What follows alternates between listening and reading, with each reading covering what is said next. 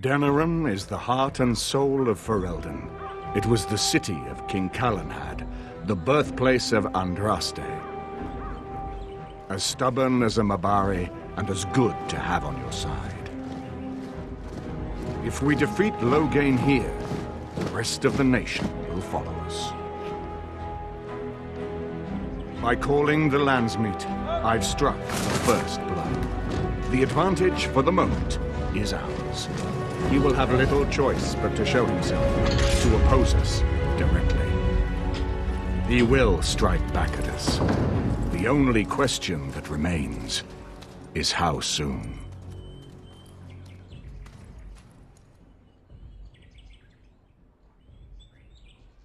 Loghain, this is an honor, that the Regent would find time to greet me personally.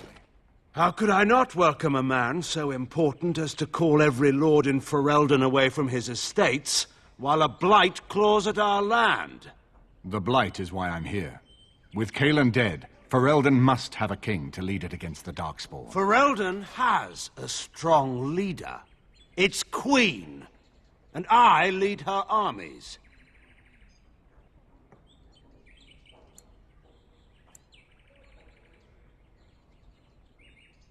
Ah, the Grey Warden recruit. I thought we might meet again. You have my sympathies on what happened to your order.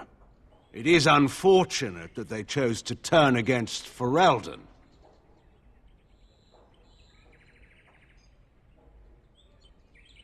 Don't interrupt, Churl. Your betters are talking. Enough, Calthrian. This is not the time or place. I had hoped to talk you down from this rash course, Eamon. Our people are frightened. Our king is dead. Our land is under siege. We must be united now if we are to endure this crisis.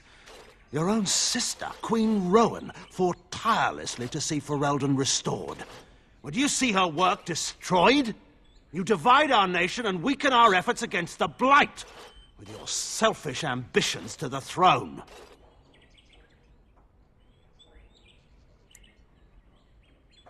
I should put my faith in untried foreign hands?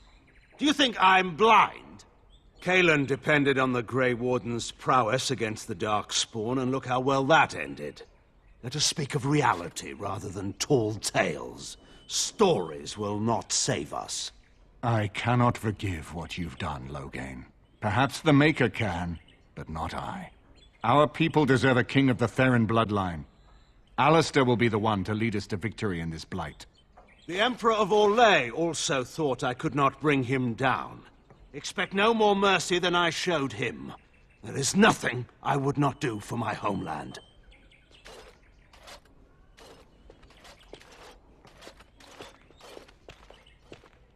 Well, that was bracing. I didn't expect Loghain to show himself quite so soon.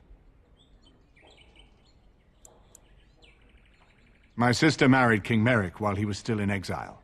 At that time, he and Loghain were inseparable. The wild prince who'd never seen the inside of a castle, and the farmer's son. When Loghain joined Merrick's rebels, he was just a raw-boned boy. But he got on one knee to swear that he would see Ferelden free or die trying. He made us a free people once more. You can't know what it was like to grow up as a vassal in your own land, while poncy little Orlesians minced around in their silks. I would never have believed he would do anything but what was best for Ferelden. We need eyes and ears in the city. Loghain has been here for months. The roots of all his schemes must begin here. The sooner we find them, the better we can turn them to our advantage. Go have a look around, and see what you can turn up. Better yet, find the nobles who have arrived for the Landsmeet. Test the waters. See how many will support us. When you're ready to talk strategy, come upstairs to my sitting room. We can lay out our plans for the Landsmeet then.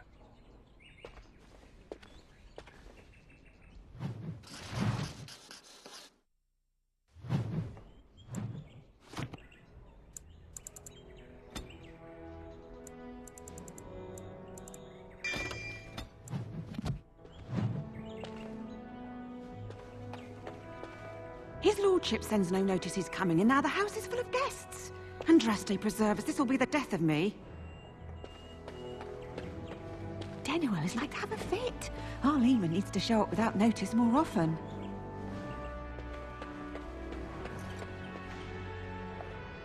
You know, I could get to like this.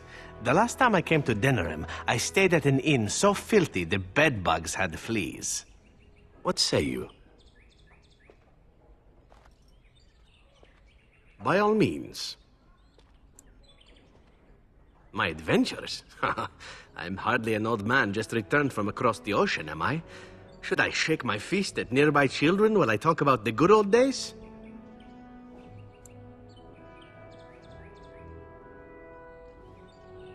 Falling down a flight of stairs is an adventure. Falling into someone's bed, also an adventure. I am assuming what you're looking for are professional anecdotes. Let's see, my second mission ever for the Crows was a bit intriguing. I was sent to kill a mage who had been meddling in politics.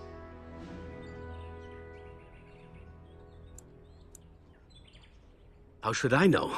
I got the impression it involved sex, but then I get that impression about most everything. Odd, really. As it turned out, the mage in question was quite a delightful young woman. Long, divine legs, as I recall.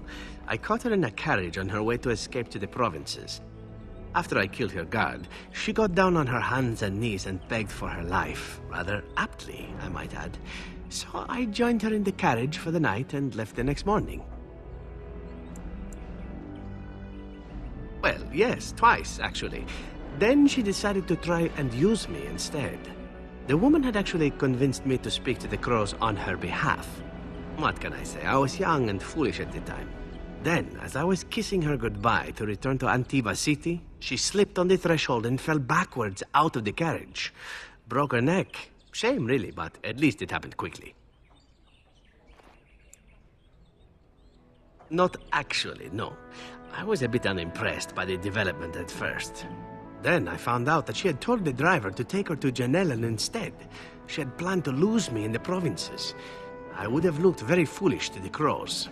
As it was, my master was very impressed that I had done such a fine job of making it look like an accident. The Circle of Magi was unaware of foul play, and everyone was happier all around. I suppose, but she was dead. She didn't need to be happy. It was after that when I learned that one needn't let a pretty face go to your head. Professionalism was key. That's my moral of the day, you see.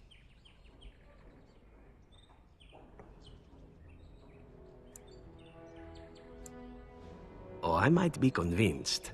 I think that it would take being captured and tied up by a handsome Grey Warden at the very least. Now we run hot, now we run cold. Such a tease. But that's enough tale spinning from me for the moment. Talking about the mage has made me a bit nostalgic, I'm afraid.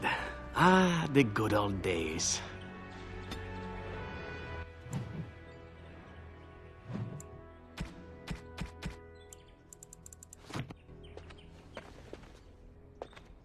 This is a nice change from having to sleep in the woods, isn't it? Looking for little old me? Yes? What's on your mind? This is a night looking for little old me. I don't think you have the correct aptitude. I could give you some pointers, though. You may be able to pass them on to someone you know. Let's just go over there, away from the others, for safety, yes? I expect there shall be daggers flying about willy-nilly for a time. This is a nice looking for little old me. Yes? Of course I do. I love stories far too much to keep them to myself. Everyone should be able to benefit from them, I think. Which one? I have heard a little about how the elves gained their freedom from the Tevinter Imperium. When Andraste began her exalted march against the Imperium, the elves joined her cause to fight their masters. The great elven leader, Shatan, born in captivity, rose up to lead his people. He foresaw a future where the elves were free. Shartan was killed when Andraste was betrayed, but the elves continued to fight, eventually breaking free of the Imperium. The elves claimed the Dales in the south and settled there in a land of their own. The elves lived in the Dales for centuries. They resurrected the worship of the elven gods and would allow the building of no chantry. This angered the chantry, and the hostility between the two factions finally broke out in open war. The chantry says the elves struck first, but I do not know whether to believe it. The chantry declared a wholly exalted march against the elves, named for Andraste's similar march against Tevinter. During the exalted march of the Dales, the elven cities were sacked, and the elven state completely dissolved. Some of the elves bitterly accepted their fates and surrendered to human rule, living in the human cities as second-class citizens. But others, still fiercely proud of their heritage, refused to bow to the humans, and instead became homeless wanderers. They were the elves of the Dales, the Dalish.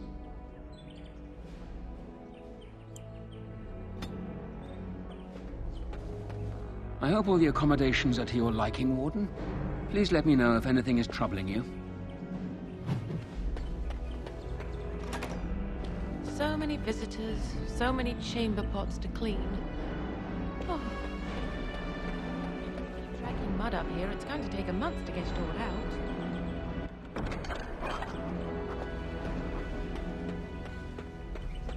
So many visitors, so many chamber pots. This is a nice estate, isn't it? What's on your mind?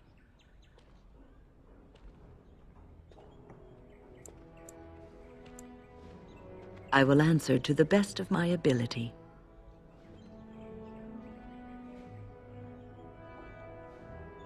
The Circle is in good hands. Irving knows what to do, and he doesn't need me underfoot.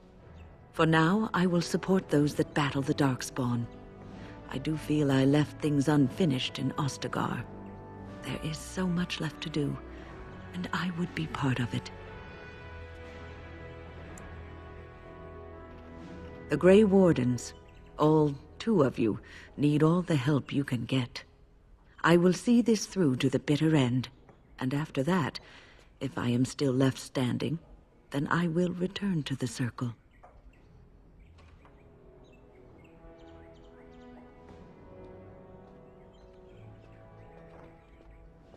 Perhaps. This is a nice estate, isn't it? What's on your mind? I will answer to the best of my ability. People don't become mages. They are born mages. The talent just surfaces later. But you are asking how I ended up at the Circle. I was brought there by the Templars, just like many of the other apprentices. I don't remember very much. I was very young then. I didn't have a family. I never knew my real parents. My earliest memory was of hiding in a hayloft on a farm, trying to keep warm. I was found, and the farmer's wife was kind enough not to send me away. But they had children of their own, and I was never made to feel welcome. The eldest son was the worst. He was always calling me a stray, and throwing anything he could get his hands on at me. And I don't know how it happened, but one day, he just found his hair on fire. Fortunately, there was a large trough nearby.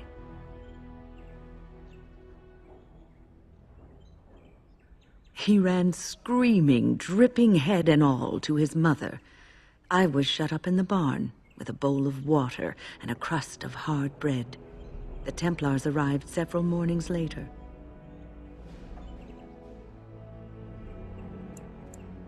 One of them ignored me, but the other was kind to me.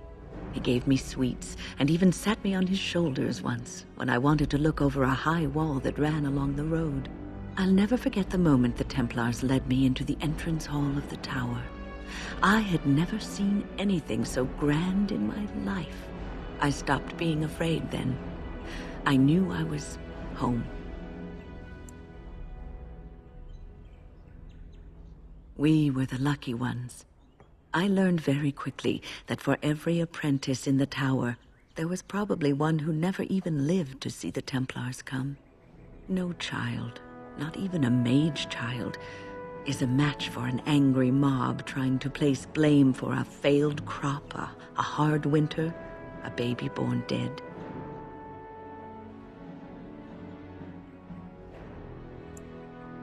Superstition and fear is what makes these people behave in this manner.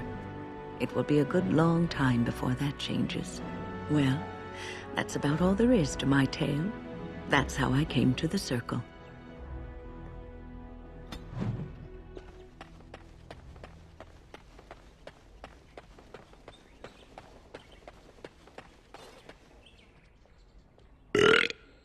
I got a moment, sure. What about? You get a sword or an axe, and are told to go out and defend your city. It's the best thing in the world. That is until you try to live in the city you saved. Sure, if you like following orders from some shaper with his head so far up his own arse he can't see out his neck.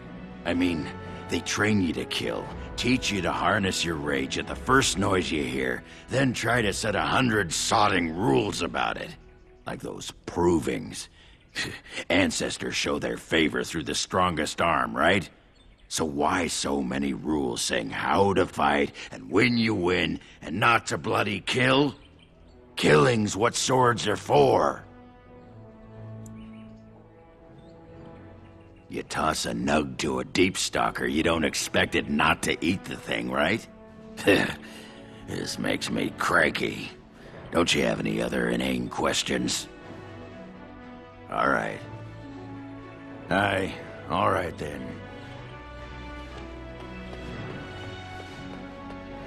You don't need white sugar for those cakes, Ilana. Not barley sugar. They're for the Arl.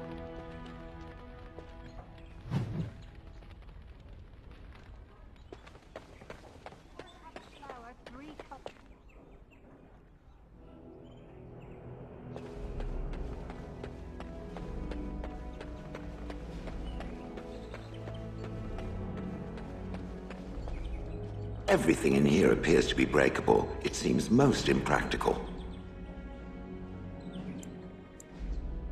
It doesn't have better things to do.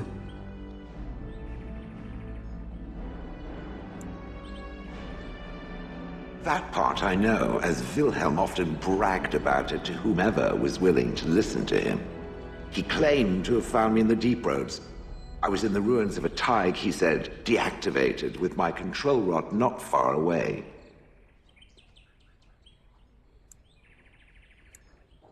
No, that secretive bastard refused to tell me. I would ask and ask, but no.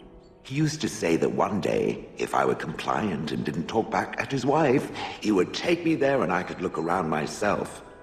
Rotten, lying bastard.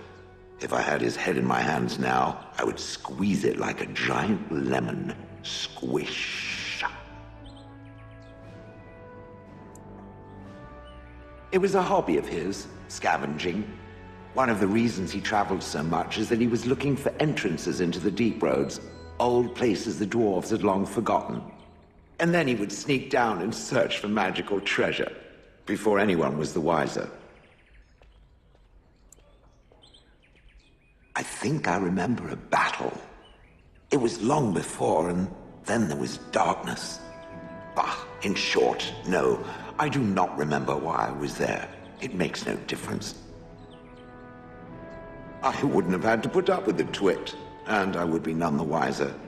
I don't think I was aware while I was there, not like in the village. Or perhaps I was. Perhaps that was the dark place. And I simply couldn't see anything. How long could even I sit in the darkness and stare out at nothing, never sleeping? Oh, I do not wish to think of that. On then.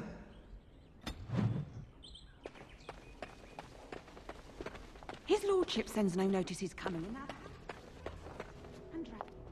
Excuse me, I have to dust the Earl's sitting room. No, I'm from Redcliffe. Lady Isolde brought me here to be her chambermaid last spring. I've family here, though. I beg your pardon, sir, but I really can't be seen standing about. The housekeeper will have my head. Good day.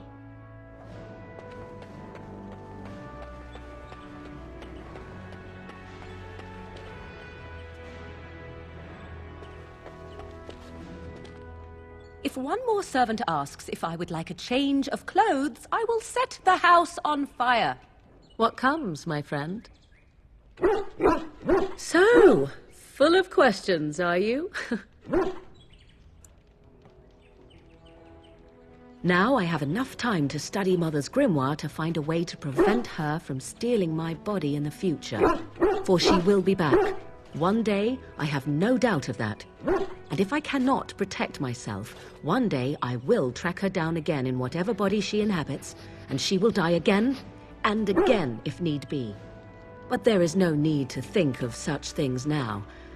I have you to thank for saving me, so let us return to the task of dealing with the Darkspawn, no? You should not be so... You have no idea what will happen in days to come to make such promises. Let us go. There is much to be done before... There is still much to be done. This is not as defensible as I would like, but it will do. What is your wish, Kadan? I am hardly surprised. The writings of the Ashkari Khosla, the Kyun, it is the path to wisdom.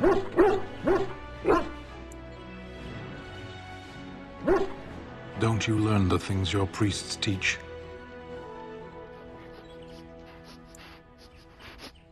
Then you shouldn't be surprised. Speak, then. Clearly your chantry agrees.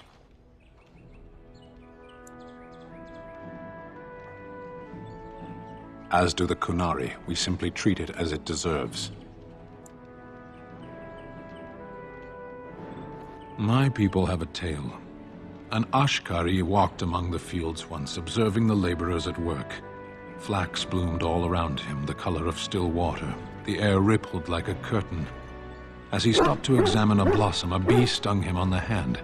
The Ashkari turned to a laborer for aid and noticed for the first time the heavy gloves and coat she wore. As she tended to him, the Ashkari asked them why she was dressed so in such stifling heat. To avoid your fate, she replied. But there are many thousands of bees here, the Ashkari said to her, and only one stung me. Surely your caution is unwarranted. The stinger is always a surprise, agreed the laborer. But so is the bee that simply passes one by.